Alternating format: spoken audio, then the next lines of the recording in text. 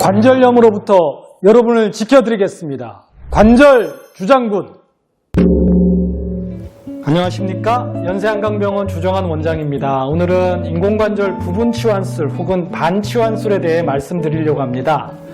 인공관절 전치환술은 여러분도 이미 알고 계신 분들이 많으실 텐데 말 그대로 상완관절 전체를 깎아내고 금속관절로 교체하는 거죠. 이 모형처럼 상완관절을 깎아내고 이런 금속관절로 교체하는 거고, 이제 대퇴골, 경골 이렇게 전부를 다 교체하는 거죠. 관절염이라는 게 관절연골, 즉 카틸리지가 닳아서 뼈가 드러나는 것인데요. 이 뼈가 단단하면서 또 탄력이 있고 물성이 좋긴 한데 표면이 거칠다는 문제가 있습니다. 그래서 뼈와 뼈가 만나는 관절에는 사기그릇처럼 보이는 관절연골이 코팅이 되어 있고, 이 덕분에 관절은 마치 공중에 살짝 떠 있는 것처럼 거의 마찰력이 없이 움직일 수 있죠. 무릎에서 관절연골이 코팅된 곳을 크게 세 구획으로 나누는데요. 이 모형처럼 이렇게 내측 구획, 그리고 무릎의 바깥쪽 외측 구획, 그리고 대퇴골과 쓸개골이 이 관절 이루는 대퇴쓸개관절. 1번, 2번, 3번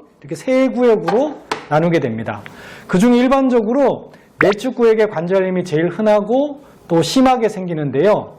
이렇게 관절염이 특별히 심한 곳만 부분적으로 치료하고 연골이 괜찮은 나머지 관절 부분은 그대로 써보자는 컨셉으로 시작한 게 바로 부분치환술입니다. 이 모형처럼 이제 관절의 이 외측 구획과 대퇴쓸개관절은 관절이 괜찮으니까 이걸 그대로 두고 이 안쪽 편만 인공관절로 이제 부분적으로 바꾸는 거죠. 부분관절술이 시도되기 시작한 것은 1950년대이고 우리나라에서도 1980년대 이미 시작이 되었는데 그간 이런저런 제한이 많았고 또 의사와 환자 양쪽 모두에게 이 부분치환술의 장점이 충분히 어필되지 못하기도 해서 널리 시행되지는 않았었는데요. 인공관절 전치환술이 우리나라에서 연 10만 건에서 12만 건 정도 되는데 반치환술은 한 5천 건 정도 안 되니까요.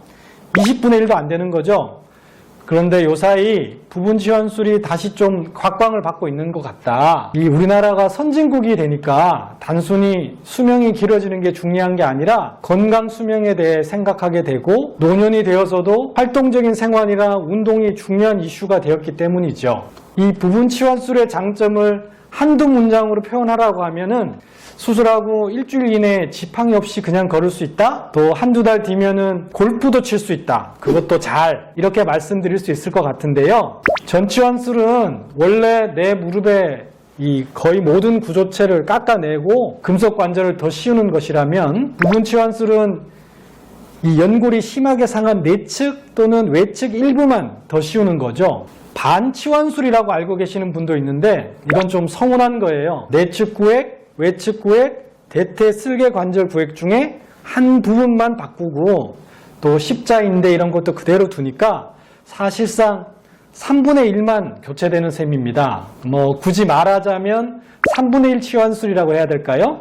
그러면 이렇게 좋은 걸 왜 전치환술의 20분의 1밖에 안 하나 싶으실 겁니다. 부분치환술의 대상이 되는 환자를 세심하게 선택해야 되기 때문인데요. 첫 번째, 관절염이 특정 구획에 한정적으로 있어야 되고 또 다른 구획은 건강해야 되죠. 둘째, 다리 모양이 이렇게 15도, 타이트하게는 이렇게 10도 이상 이렇게 O자로 휘거나 또는 이렇게 X자로 이렇게 휘어있는 경우에는 이게 또 어렵습니다. 세 번째로 굴곡구출이라고 하죠. 다리가 이렇게 다 안 펴지는 경우, 이렇게 15도 이상 무릎이 이렇게 구부러진 상태에서 이렇게 펴지지 않는 굴곡구축이 있거나 또는 90도 이상으로 무릎이 더 안 구부러지는 이런 강직이 있을 때는 또 부분치환술을 하기가 어려운 점이 있습니다. 네 번째로는 일반적인 퇴행성 골관절염이 아니고 류마티스 관절염이라든지 강직성 척추염처럼 전신 염증성 관절염에 의해서 무릎이 침번된 경우에는 이 부분치환술로 치료하기가 어렵습니다. 또 한 가지 의사들이 선뜻 부분치환술을 권유하기 어려웠던 이유가 있는데요. 전치환술은 일단 수술을 하고 나면 이게 닳아서 재수술할 확률이 25년에 4% 정도로 아주 드문 편인데 부분치환술은 20년 이내에 20%에서 30%쯤 됐기 때문에 아무래도 좀 불편한 마음이 있었죠.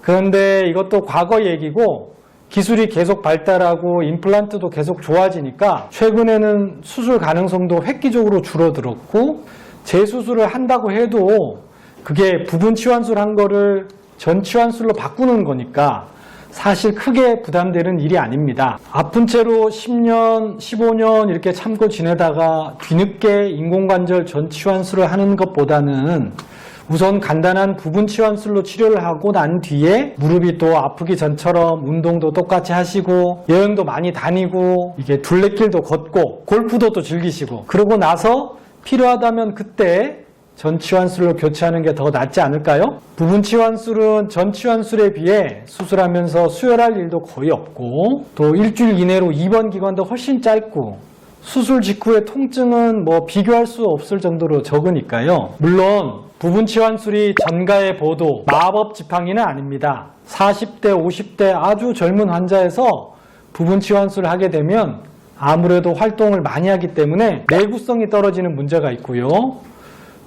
부분적으로 치환하는 것이지만 이거 역시 자기 관절을 일부 깎아내는 것이기 때문에 내 관절을 좀 더 오래 쓰고 싶다 하신다면 휜다리를 교정하는 절골술을 선택하는 게 더 나을 수도 있겠습니다. 제 뒤에 걸려있는 이 그림에 관심을 가지시는 분들이 계실까요? 프랑스의 대표적인 인상주의 화가인 피에르 오퀴스트 르누아르의 그림인데요. 이분이 여성을 아름답게 잘 그리셨고 풍경화에도 뛰어났던 분이죠. 따뜻한 빛의 화가라고 불린 르누아르의 그림을 보다 보면 항상 햇볕을 같이 쪼이는 느낌이 들 정도로 그림이 즐겁고 유쾌하고 또 따스한 기분이 듭니다. 이분이 심한 류마티스 관절염으로 말년에는 무릎이 상해서 거의 거동을 못하시고 붓을 못 들어서 입으로 붓을 물고 끝까지 그림을 그리셨다고 하는데요. 1919년도에 돌아가셨는데 지금이었다면 수술도 하고 약물 치료도 해서 좀 더 편안하게 그림을 그리실 수 있게 해드릴 수 있었을 것 같다는 생각이 듭니다. 저희는 항상 관절염에 대해서 생각합니다. 관절염으로부터